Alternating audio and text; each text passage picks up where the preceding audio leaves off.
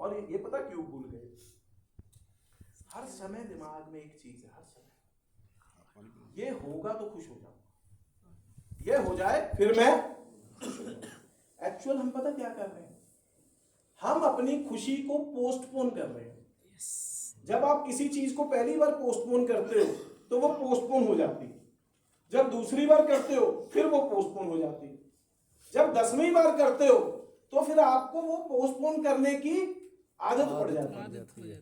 अब जिंदगी में कुछ अच्छा हो भी जाएगा तब भी आप क्या करोगे? हूं तो खुश होला नहीं, नहीं हूं ये होएगा तो खुश होंगे। खुशियों को पोस्टपोन मत करो। इस मोमेंट में कौन सी चीज है जिसको सेलिब्रेट कर सकता हूं, उसको ढूंढने की कोशिश करो। इस मोमेंट में एक चीज ढूंढ लोगे, मजा आ गया, कितने बढ़िया होटल में बैठा हूं, पहली बार आया हूं 5 स्टार होटल में, पूरा एंजॉय कर रहा हूं। अगले मौके पे फिर एक चीज ढूंढ लो, है ना। 15 चीजें पड़ी हैं, देखो कैसा कैसा एटीट्यूड। एक आदमी के पास मैं गया, भी देख आज खाना कितना अच्छा लगा हुआ, सलाद फलाना सलाद है ना जेड़ा पंजवा इधर राइट साइड दे प्लेट पे खट्टा मैं जेड़ा बाकी चार है तो ठीक है, मैं तो सारे उन्होंने ना खा जेड़े चार ठीक घर केड़ा रोज 5 सलाद ही खांदा है, जेड़े चार अच्छे हैं उन्होंने एंजॉय कर ना ना वो तो ठीक है। तू दुखी होने का कारण लभना है क्योंकि वो पंजवा खट्टा है, उन्हें मीठा करूंगा। यस और नो? ये हमारे देखो माइंड के अंदर दोनों चीजें हैं। एक चीज है, एक हिस्सा पॉजिटिविटी दिखा रहा है, हर जगह कुछ अच्छा दिखा रहा है, और दूसरा हिस्सा हर जगह कुछ गलत दिखा रहा है। ऐसा ही है ना? हमने कौन से हिस्से को एक्टिवेट करना है ये हमारे ऊपर डिपेंड करता है। अगर हर मोमेंट में ऐसी चीज ढूंढनी शुरू कर दोगे जो खुशी पैदा करती है तो 1 बार 2 बार 10 बार कोशिश करनी पड़ेगी, 11वीं बार से आदत पड़ जाएगी अच्छी चीजें ढूंढने की, हमेशा खुश रहोगे। और अगर हर जगह कोई गलत चीज ढूंढने की कोशिश करोगे तो 1 बार 2 बार 5 बार 10 बार कॉन्शियसली करोगे, 11वीं बार में सब कॉन्शियस माइंड में वो चला जाएगा। आप कहते हैं ये तो सारा मनहूस है, हर जगह कुछ नेगेटिव ही दिखता है, कहते हैं ऐसा नहीं, वो मैं ही हूं। कभी शीशे के सामने खड़े होके यही बात बोलो, साला मनहूस है, हर जगह नेगेटिव दिखता है, फिर सामने देख के बोलो नहीं।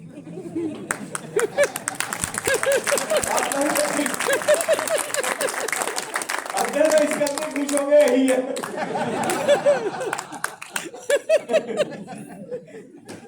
अच्छा मजा आ रहा है? भूल गए कैसे बोलना था। वेरी गुड, बहुत बढ़िया। इतनी सुंदर और बढ़िया क्लास मैंने नहीं की।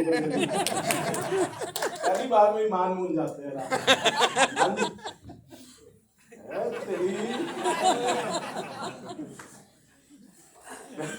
मैं पूछ रहा, हाँ जी इस सीट के पैसे मैंने दिए। चलिए जी, देखिए सपनों की बात करते हैं। बोल दो फटाफट से, कुछ स्लाइडें भी दिखा देते हैं। नहीं मेरे पैसे काट देते हैं। करके तो पूरी नहीं करके गया। डॉक्टर एपीजे अब्दुल कलाम जी सपनों के बारे में बहुत सुंदर बात बोलते हैं। डॉक्टर साहब कहते हैं जो हम नींद में देखते हैं वो सपने नहीं होते। जब आपका रियल ड्रीम शुरू होता है तो आपकी नींद उड़ जाती है, सपने आने बंद, नींदें आनी बंद हो जाती हैं। जब कोई रियल ड्रीमर जागता है तो उसकी नींदें उड़ जाती है ना। तो सपने वो नहीं होते जो हम सोते हुए देखते हैं, सपने तो वो हैं जो हमारी आंख की नींद उड़ा देते हैं। अच्छा, आप में से कभी किसी के साथ नींद उड़ाने का मतलब क्या हुआ?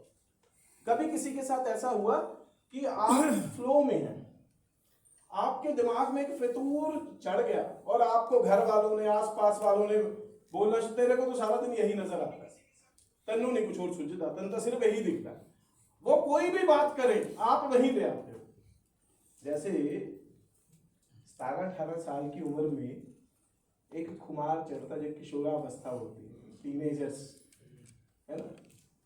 पूरी दुनिया में सबसे सुंदर तो वही है, 24 घंटे वही दिमाग में घूमती है, घूमता है। होता है ऐसा नहीं? होता है ऐसा नहीं? वो क्या है? वो फितूर है। जब ये ड्रीम किसी भी चीज को, किसी को गाड़ी का फितूर चढ़ गया, पर लेनी है तो सफारी लेनी है, और उसको हर दूसरी गाड़ी में सफारी दिखती है, और जहां जाता है सफारी सफारी सफारी, कार वाले भी कहने लग जाते हैं तेनू होर को सुझदा भी है, होता है ऐसा नहीं? ये है ड्रीम। और ड्रीम के साथ एक चीज याद रखिएगा, एक होती है इच्छा। इच्छा मतलब डिजायर, चाह, कुछ पाने की इच्छा, है ना। और एक होता है ड्रीम। ड्रीम और डिजायर में क्या अंतर है?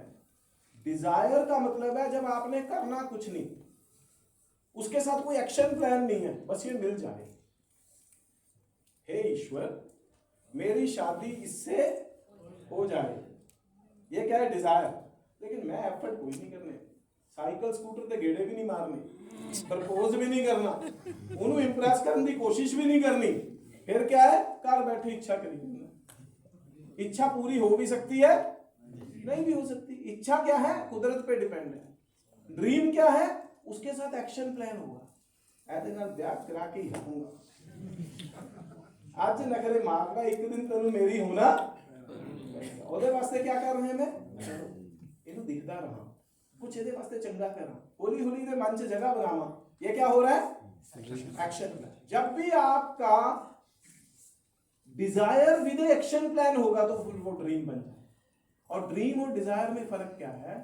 इच्छा पूरी हो भी सकती है, नहीं भी हो सकती, लेकिन सपना सिर्फ और सिर्फ पूरा होने के लिए ही होता है। मैं 2-3 एग्जांपल देता हूं, आपको समझ में आए।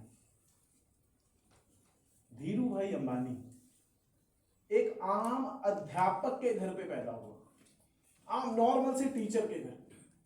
किसी फॉरेन कंट्री के अंदर चला गया, जैसे हम सब लोग फॉरेन में जाके छोटी छोटी लेबर करते हैं, उसने भी करी। एक पेट्रोल पंप पे नौकरी मिल गई, अटेंडेंट बन गया। लेकिन उसके दिमाग में एक बड़ा ड्रीम था, और उस ड्रीम की वजह से उसको 2 चीजें पता थी। क्या? Give your 100%। जो कर रहे हैं उसमें अपनी जान लगा दो। छोटी जिम्मेवारी पे जान लगा दोगे तो ईश्वर बड़ी जिम्मेवारी दे देंगे। अगर छोटी जिम्मेवारी को जान नहीं दोगे तो बड़ी जिम्मेवारी जीवन में कभी भी हासिल नहीं होगी।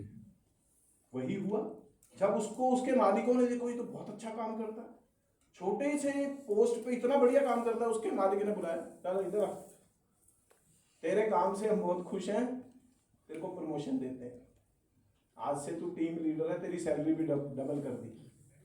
वो 2 मिनट सोचता है, उसके चेहरे पे कोई खुशी नहीं आती, गंभीर सा होके सीरियस होके सोचता है। उसके बाद क्या बोलता है? Okay sir, thank you very much, कल मैं अपना रिजाइन भेज दूंगा। अगर अजीब आदमी, कम सैलरी पे काम कर रहा था, बड़ी सैलरी पे तो रिजाइन कर रहा है। कह रहा अब समझ में आ गया, मेरे ड्रीम पूरे करने का समय आ गया। समझ गए मेरी बात? और उसका ड्रीम पता क्या है?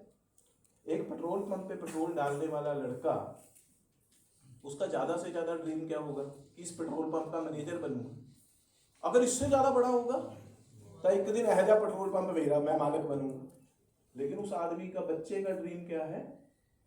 पूरी दुनिया की सबसे बड़ी पेट्रोलियम रिफाइनरी में लगाऊंगा। और ये ड्रीम जैसे ही वो देखता है तो अंदर से आवाज आती होगी, पागल है, तेरे को पैसे कितने, अरबा रुपए खर्च करना पड़ेगा। और ऐसा ड्रीम अगर वो दोस्त के साथ शेयर करेगा तो दोस्त क्या कहेंगे? टिक के अपना काम कर ले, जी 10,000 की सैलरी मिलती होगी लगवाने। करता ऐसा नहीं करता। लेकिन उस आदमी को 2 चीजें पक्की पता। पहली बात, सपने पूरे होने के लिए ही देखे जाते हैं। दूसरा, इसके लिए एक्शन प्लान बनाना पड़ेगा। बड़ा सपना तो बड़ा एक्शन प्लान, छोटा सपना तो छोटा एक्शन। कपिल देव को तो आप सब लोग जानते हो? नहीं जानते? कपिल देव क्रिकेटर, कपिल देव हिंदुस्तानी क्रिकेट के अंदर जो आदमी क्रिकेट को भी नहीं जानता वो भी कपिल देव को तो जानता ही। क्या मैं सही बोल रहा हूँ? yes. यहाँ चंडीगढ़ के पास में रहता, चंडीगढ़ बीएबी कॉलेज में पढ़ता था। योगराज सिंह, युवराज का फादर और कपिल देव एक क्लासमेट थे। लेकिन कपिल देव के अंदर एक ड्रीम था, बहुत नॉर्मल घर में पैदा हुआ। बोलते हैं क्रिकेट महंगी गेम, उसके पास तो अपने कपड़े भी नहीं थे पहनने को, बहुत नॉर्मल आम लोअर मिडिल क्लास फैमिली में पैदा हुआ, किट के पैसे नहीं थे। लेकिन ड्रीम था हिंदुस्तानी क्रिकेट टीम के अंदर फास्ट बॉलर बनना। यहाँ चंडीगढ़ में 16 सेक्टर का स्टेडियम है, वहां सुबह जाता था, सुबह सुबह अर्ली मॉर्निंग, शाम तक अकेला अकेला एक स्टिक लगा के, विकेट एक गार्ड के, दूसरी साइड से बॉल करता था। कोई फील्डर नहीं है, कोई बैट्समैन नहीं, अकेला प्रैक्टिस कर रहा है। और एक तरफ से बॉल करेगा तो क्या होगा, बॉल जब विकेट कीपर भी पीछे नहीं तो बॉल कहाँ जाएगी, पीछे बाउंड्री पे। फिर वहां भाग के जाता था, उधर से बॉल उठाता था, फिर इधर से बॉल करता। ऐसा करते करते 8 घंटे प्रैक्टिस करता था। और जब वहां से कोई आदमी गुजरता था दोपहर के 3 बजे 2 बजे, जब गर्मियों के दिनों में धूप बिल्कुल सिर पे होती है, टेम्परेचर चंडीगढ़ का होता है 45 डिग्री 48 डिग्री, जब वहां से कोई आदमी गुजरेगा, कोई ऐसा आदमी दिखेगा, फिर वो क्या कहेगा, ये साला पागल जाज फिर आया है। लेकिन लोगों को उसके अंदर एक पागल दिखता था और कपिल देव को अपने अंदर एक ड्रीम दिखता था, एक जुनून दिखता था। जब ये ड्रीम आपका जुनून बन जाता है, फिर आपकी सक्सेस तय है, फिर कंफर्म्ड है, फिर सक्सेस को कोई रोक नहीं सकता। कितने लोगों को बात समझ में आ गई? अच्छा, आप में से कुछ लोग हैं जिनके कोई सपने हैं, जो कोई कहता है जी मेरा ड्रीम है, मैंने आज तक कोई ड्रीम देखा है जिसको मैं चेज करना चाहता हूं, जिसके पीछे मैं पागल हूं। ऐसा कोई है? चलो आप आओ एक बार, मैडम के लिए आप भी आओ यहाँ मेरे पास आओ। 2 लोगों ने हाथ खड़ा किया, 3 लोगों को मैं और मौका दे सकता हूँ, 5 लोगों की बात सुन सकते हैं। भाई साहब ने कहा था हमारी भी कोई सुनो, वो मैं ये थोड़ी सुनना भी कल रात क्या खाया था या घर च क्या चल रहा है, भाई नाल बनदी है कि नहीं, ये गल्लां थोड़ी सुनिया थोड़ी में। कोई चंगी गल सुनूंगा जिहड़ी बाकियां नूं भी मोटिवेट करे। कुछ अपनी सुनो, कुछ हमारी सुनो है। अच्छा, और कोई है जिसका कोई सपना है?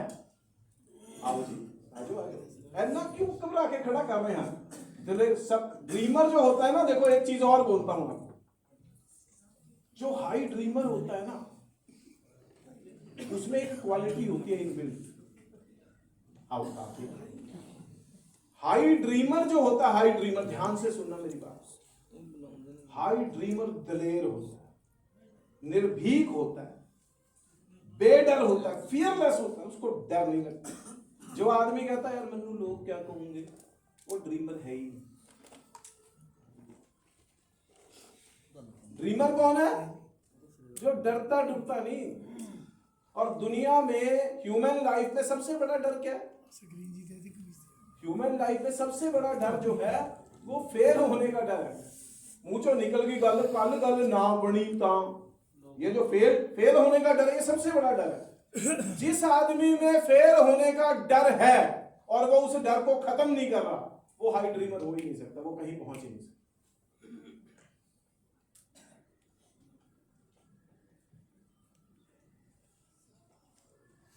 इसलिए बी फियरलेस, बोलो जोर से, बी फियरलेस, बी फियरलेस, बेडर हो जाओ।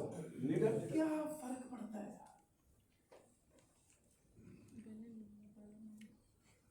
क्या फर्क पड़ता है?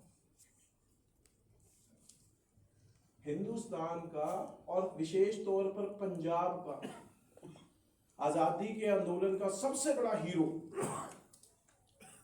जिसने लाखों करोड़ों लोगों के अंदर वो लो जला दी अपनी कुर्बानी देके, और वो भी 23 साल की उम्र में, 23। उससे बड़ा हीरो इसलिए नहीं कि उसने कुर्बानी दे दी, कुर्बानी तो हिंदुस्तान के रग रग में बसी हुई है। तभी हम लोग 1200 साल की गुलामी सह गए। कभी हुन आए, कभी शक आए, कभी गुलाम, कभी खिलजी, कभी मुगल, कभी अंग्रेज आए, इतने साल आते रहे, क्योंकि आप और मैं उन पूर्वजों की संतानें हैं जो बहुत अमीर थे। पूरी दुनिया की जीडीपी का 1200 साल पहले जो हिस्सा हिंदुस्तान का था वो 33% था। पूरी दुनिया की टोटल इकोनॉमी में 33% कॉन्ट्रीब्यूट भारत करता था। इसीलिए तो सारे अट्रैक्ट होकर यहां आए, क्योंकि अमीर को लूटने जाते हैं, गरीब के यहां कौन जाता है लूटने। लेकिन इतने बड़े इतिहास में जो सबसे बड़ा कॉन्ट्रीब्यूटिंग मेंबर जिसको मैं मानता हूं, जिसने कमाल कर दी, भगत सिंह। क्यों? इसलिए नहीं कि वो फांसी चूम ली, फांसी तो करतार सिंह सराभा ने भी चूमी, उधम सिंह ने भी चूमी, किसी की कुर्बानी छोटी नहीं हो सकती। लेकिन उसकी सबसे बड़ी क्यों? उसको शहीद नहीं बोला गया, उसको क्या बोला गया? शहीद आजम बोला ना। शहीद भगत सिंह नहीं बोलते, शहीद आजम भगत सिंह बोलते। क्यों? क्योंकि उससे बड़ा निर्भीक, उससे बड़ा बेडर आदमी पैदा ही नहीं हुआ। पूरी दुनिया के इतिहास में एकमात्र एग्जाम्पल है जिस आदमी को फांसी अनाउंस हुई, और जिस दिन फांसी अनाउंस हुई और उसके बाद जिस दिन फांसी हुई, बीच के पीरियड में जिसका वजन कम होने की बजाय शरीर का वजन बढ़ गया हो, ऐसा एग्जाम्पल दुनिया में है ही कोई।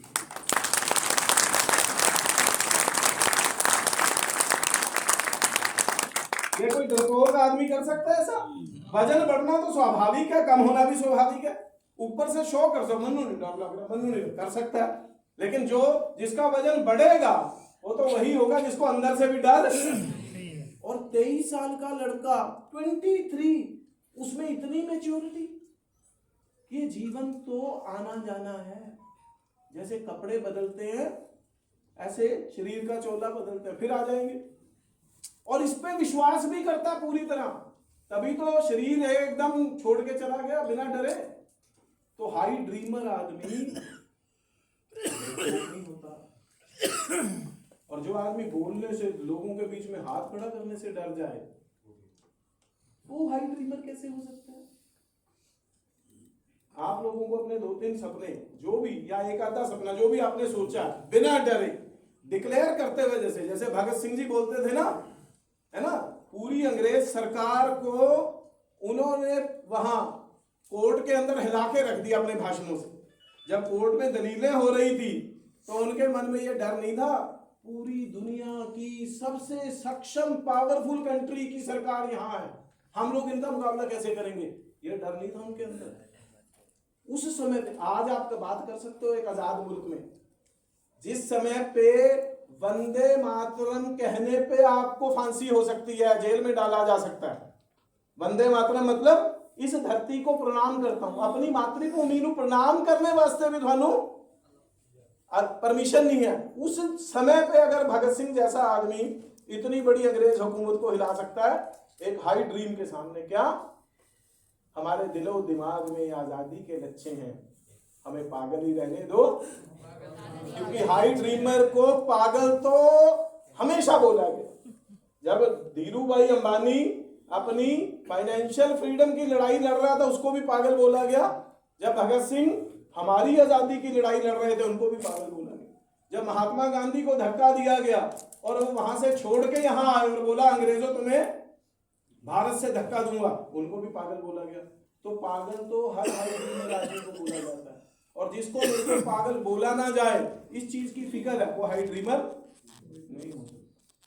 मेरे को तो जब कोई मेरे मोहल्ले के लोग कहते हैं जरा आ गया पागल, जून के महीने च सिर्फ यही आदमी है जरा कोट पैंट टाई पा के जाना है ना, और मैं जान के जाना है। मैं कहता आज 4 पागल होर कहूंगे, मैंने अपने पर कॉन्फिडेंस आएगा, मैं सही डायरेक्शन च जेडे बहुते अकल वाले इन्होंने क्या खट लिया, जेडे मेरे आले दुआले सारे अकल वाले हैं, ठीक है। अगर दुनिया च किसी ने कुछ खास जित प्राप्त करी है तो पागल ने करी है, अकल वाले ने करी है। जिन्हों लोगों ने एक दिन पागल किया है ना, मनु लोग कहते होंगे थे तू केड़े चुप चुप लाला पागल हो गया। सानू वही कहते थे, असि दुकानदारी करते थे तो लाला जी कहते थे लोग, है ना, कहते लाला काम छड़ छड़ के इधर उधर भजदा, छोटे छोटे बच्चों को जा जाके प्लान दिंदा, समान बेचदा, लाला पागल हो गया। एडी मोटरसाइकिलों की एजेंसी, एडी फैक्ट्री छड़ के केड़े चक्करां च पिया है, कहते लाला पागल हो गया, है ना। आपा भी सुनते थे, कई सामने कहते थे, कई थोड़े ਜਿਹੇ पीछे कहते थे। सानू पर दूसरे ਜਿਹੜੇ खास यार दोस्त थे वो आके समझाते थे, तेरे बारे ना शहर च थोड़ी बहुत चंगी चर्चा नहीं, तुसी माड़ा जिहा सोचो। मैं कहा तू सोची आज वही लोग क्या कहते हैं, वैसे ना ठीक रह गए, सही टाइम पे सही डिसीजन ले लिया, है ना। लोगों की कोई जबान नहीं, चढ़ते सूरज ਨੂੰ सलाम, यस और नो, यस। जब वही आदमी कामयाब हो जाता था लोग दूसरी तरह। इस करके पहली चीज जो मैंने बताई आपको, गिव योर 100%। दूसरा, अगर खुश रहना चाहते हो तो इसी मोमेंट में जियो, इसी में जियो, नेगेटिविटी की तरफ ज्यादा ध्यान मत दो। इस मोमेंट में खुशी का कारण ढूंढ लो, जिंदगी खुशियों से भर जाएगी। खुश होने के लिए कारण ढूंढते रहोगे तो जिंदगी में कभी नहीं मिलेगा। अगर खुश होने के लिए कारण ढूंढोगे तो खुशियों को पोस्टपोन करते जाओगे। इसी मोमेंट में कोई खुश होने का कारण ढूंढोगे, आदत बन जाएगी खुश रहने की, लोग भी आने लगेंगे आपकी तरफ। और तीसरी चीज बोली बी फियरलेस। जोर से बोलो अच्छा यस बोलो एक बार, यस। थोड़ी देर बाद बोल लिया करो, नहीं सुस्ती आ जाती है ना। चलो आप लोग अपने अपने ड्रीम शेयर करो। गुड आफ्टरनून जी सारिਆਂ ਨੂੰ। जोरदार तालियां बजा दो।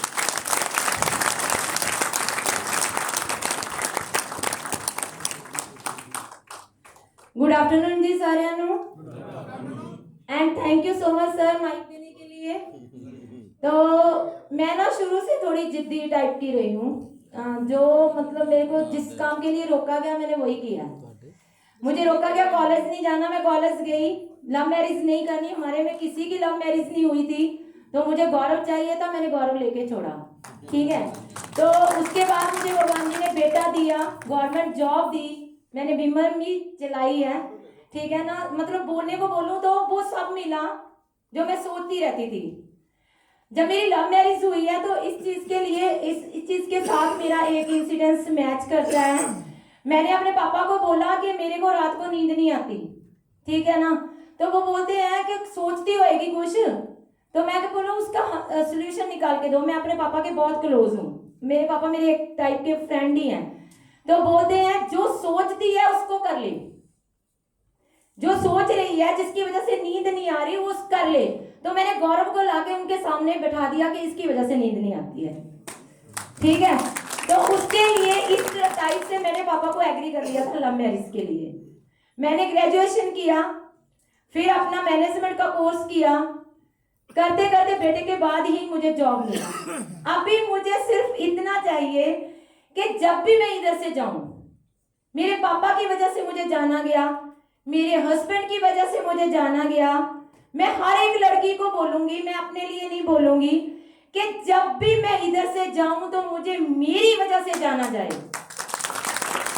मैं कुछ ऐसा करके जाऊं मरने से पहले कि कुछ ऐसा, ज्यादा बड़ा नहीं, कुछ ऐसा कि मेरे पापा को लोग बोले कि ये मुस्कान के पापा हैं।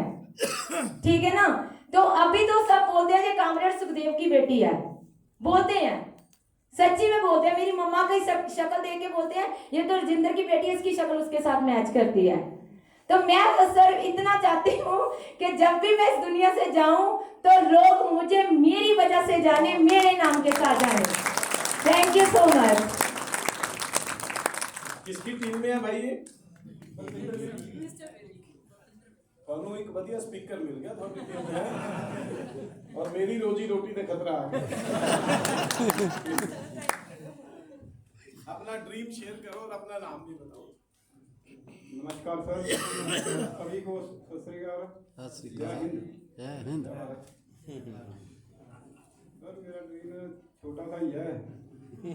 मैं इस कंपनी से 1 करोड़ रुपया कमाकर दान करना चाहता हूँ, कम से कम 1 करोड़।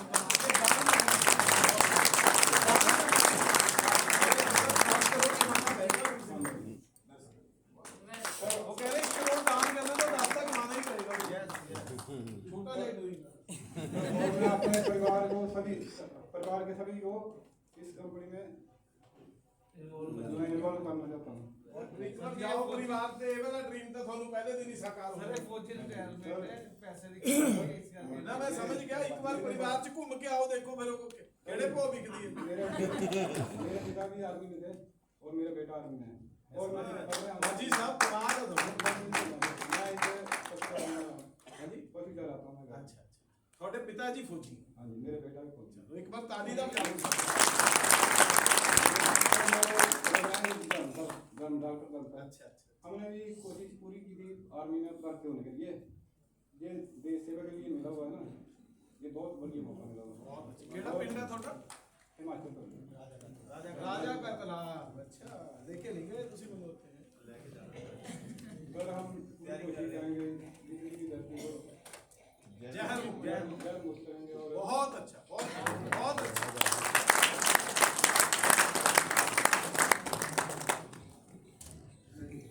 ਸਤਿ ਸ਼੍ਰੀ ਅਕਾਲ ਜੀ। ਡ੍ਰੀਮ ਤਾਂ ਬਹੁਤ ਜ਼ਿਆਦਾ ਨੇਗੇ। ਅਸੀਂ ਮੇਰਾ ਨਾਮ ਹੈਗਾ ਰਸ਼ਪਾਲ ਸਿੰਘ, ਲੁਧਿਆਣਾ ਦੇ ਕੋਲੇ ਮੁੱਲਾਂਪੁਰ, ਉੱਥੋਂ ਤੋਂ ਮੈਂ ਰਹਿਣ ਵਾਲਾ। ਤੇ ਡ੍ਰੀਮ ਤਾਂ ਬਹੁਤ ਜ਼ਿਆਦਾ ਨੇ ਸਰ, और इस बार अनिल सर से कमिटमेंट की है कि इस साल में आरटीसी रैंक अचीव करना। आरटीसी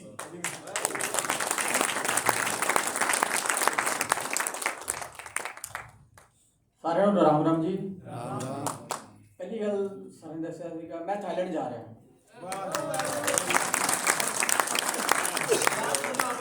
मेरा नाम भरत है जी, मैं बिलोंग करता। ते मेरी अपलाइन बैठी है मनदीप जी ते मेरे अग्रवाल साहब अपने। ਤੁਸੀਂ ਥਾਈਲੈਂਡ ਜਾ ਰਹੇ ਹੋ, ਤੁਹਾਡਾ ਪਹਿਲਾ ਡ੍ਰੀਮ। हाँ जी, मैं फर्स्ट डे ही आया जी, मेरा पहला डे है, मैं पहली बार आया ते ड्रीम हूँ जाना ही जाना थाईलैंड पर मेरा बचपन का सपना है मेरे वर्ल्ड विच अपने होटल होन, ठीक है, कि मैं अपना वर्ल्ड टूर घूमा अपनी फैमिली के नाल।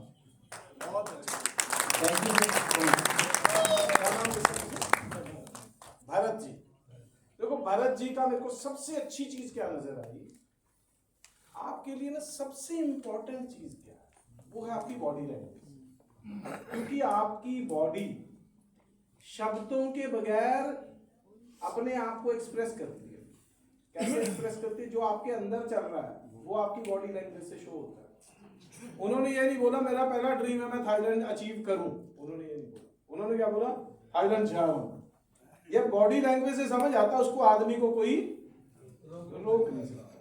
क्योंकि आप याद रखिएगा, ये जो कुदरत है ना, ईश्वर ने इस तरीके की बनाई है, जब भी एक हाई ड्रीमर निकलता है तो ईश्वर उसको टेस्ट करता है कि ये रियली हाई ड्रीमर है या ये ड्रामेबाजी कर रहा है। क्योंकि शब्दों से तो कोई भी बोल देगा, तो उसके रास्ते में अड़चने आती हैं बहुत। तो जो हाई ड्रीमर होता है वो अड़चनों को क्रॉस करके निकल जाता है, और जो हाई ड्रीमर नहीं होता वो अड़चनों को देख के पीछे होता। सबके साथ ही रोज होता है, हर रोज। इस प्रोग्राम में भी किसी का सपना होगा इस प्रोग्राम में जाना है 10 लोगों को लेके, और जब उसको 2 लोगों ने मना कर दिया मुकोड़ो जो है वो पैसे भी खर्चने पैने केड़ा जाए, उन्होंने कहा बंदे तैयार नहीं होंगे, बंदे मानो दे जी मैं 3 को पूछ के देख लूं। और एक आदमी कहता मैं 10 बंदे लेके जाने हैं, उन्होंने 10 ने मना करता, वो कहता तुझे पीछे हटो मैं दूसरे 10 तैयार कर दूंगा। अड़चन तो आनी ही है। हाई ड्रीमर बेधड़क अड़चनों को कुचल के निकल जाता।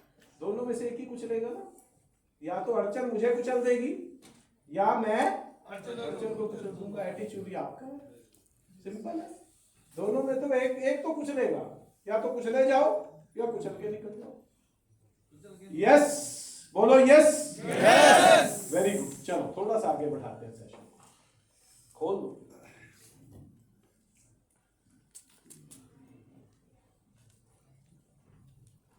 इससे अगली स्लाइड में खोलो। देखो सपने तो जब हम छोटे बच्चे थे ना, जब छोटे बच्चे थे तो हर एक के होते हैं। 6 साल तक की जो एज है, फैक्चुअली और साइंटिफिकली अगर बात करें तो 6 साल की उम्र तक आदमी सेल्फ कॉन्शियस नहीं होता, उसको ज्यादा चीजें समझ में नहीं आती, वो स्वाभाविक जिंदगी जीता है, जैसा उसको भेजा गया वैसा ही रहता है। कैसे? आपने कभी 6 साल से छोटे बच्चे को देखा कि उसने निक्कर पहनी है या नहीं पहनी, उसको इसकी परवाह है? ये 6 के बाद शुरू होता है शेम शेम करते साहब। उससे पहले आप कहते रहते हो बच्चे को, बल्कि उल्टा है।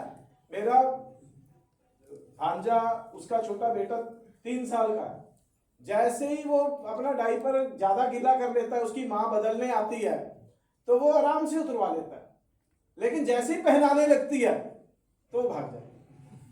उसको बिना डायपर के भागने में ज्यादा मजा आता है, क्योंकि सारे नोटिस कर रहे होते हैं।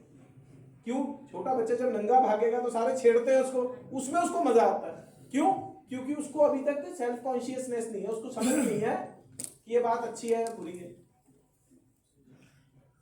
और 6 साल तक के बच्चे को ये भी नहीं पता होता मेरे रिसोर्सेज क्या हैं, मेरे पापा की जेब में पैसे कितने हैं। वो जब बाजार में जाता है, पापा को कहता है ये चीज दिलवाओ, तो वो पहले ये नहीं पूछता आपके पास पैसे कितने हैं, पापा कहेंगे इतने हैं, अच्छा पर उसके कम रेट की चीज ले लेता हूँ क्योंकि पापा के पास पैसे नहीं। ऐसा करता है ना? उसको तो जो चीज चाहिए तो मतलब चाहिए क्योंकि उसको बाकी चीजों से कोई लेना देना। नहीं है।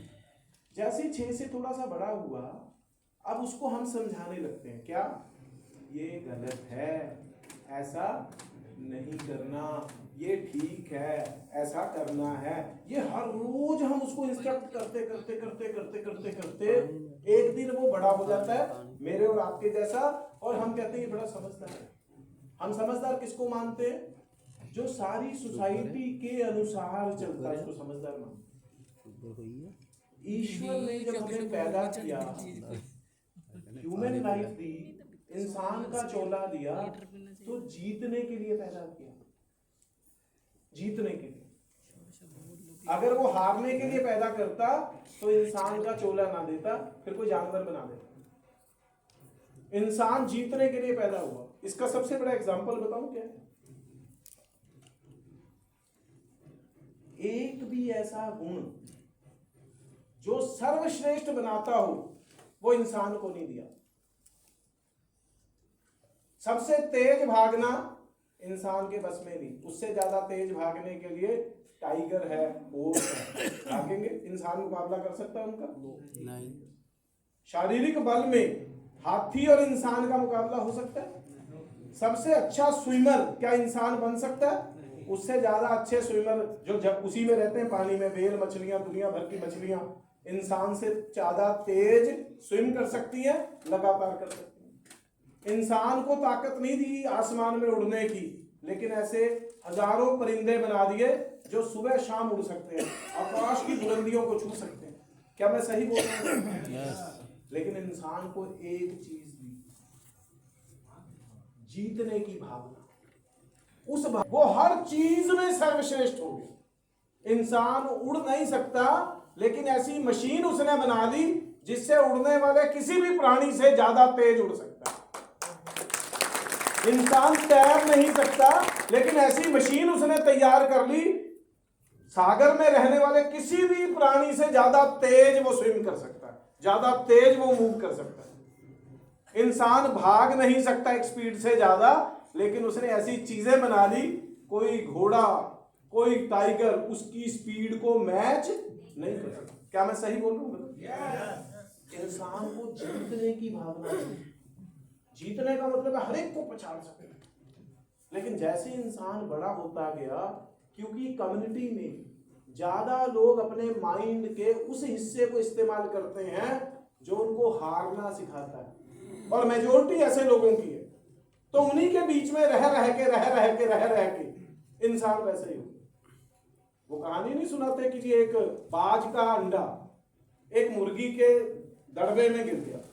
बाज का अंडा जहां मुर्गी के अंडे पड़े थे वहां गिर गया।